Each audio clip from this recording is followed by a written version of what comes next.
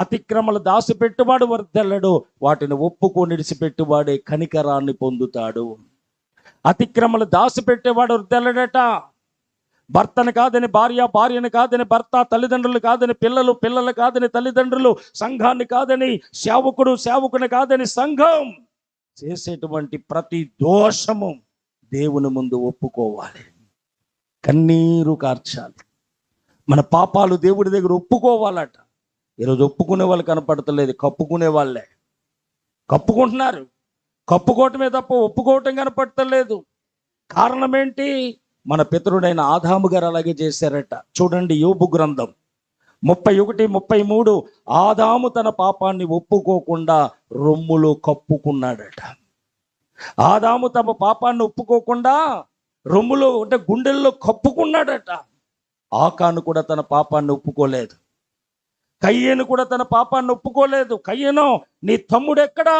నన్ను ఏమన్నా కావలివాడిగా పెట్టావన్నాడు, కానీ నేనే చంపేసి నేను ఒప్పుకోలేదు. ఆకాను శాపగ్రస్తమైన వెండి, బంగారు, సీనారు వస్త్రాలు గుడారంలో దాచుకొని, ఏమండి గోత్రం పట్టబడినా, కుటుంబం పట్టబడినా, వంశం పట్టబడినా, ఏమండి తన దాకా వచ్చేదాకా కూడా తను ఒప్పుకోలేదు. అననీయ సప్ఫీరాలు కూడా ఒప్పుకోలేదు. ఈరోజు చాలా మంది ఒప్పుకోకుండా కప్పుకునే వాళ్ళు ఎక్కువైపోయారు. ఒప్పుకోవాలి దేవుడి దగ్గర, మన పాపాన్ని పట్టుదలతో దేవుని దగ్గర ఒప్పుకోవాలి. నెహమ్యా గ్రంథం 9:33 నెహమ్యా అంటాడు, ఏమనో తెలుసా? మాకొచ్చేటువంటి ఈ శ్రమలు చూడగా నువ్వు న్యాయస్తుడివే, నువ్వు న్యాయంగానే ప్రవర్తించావు, మేమే దుర్మార్గులం అయిపోయాం, మేము పాపాత్ములం, మాకొచ్చే శ్రమలు చూడగా నువ్వు అన్యాయస్తుడు కాదు నాయన, నువ్వు న్యాయంగానే ప్రవర్తించావు, మేమే దుర్మార్గులం అయిపోయాం.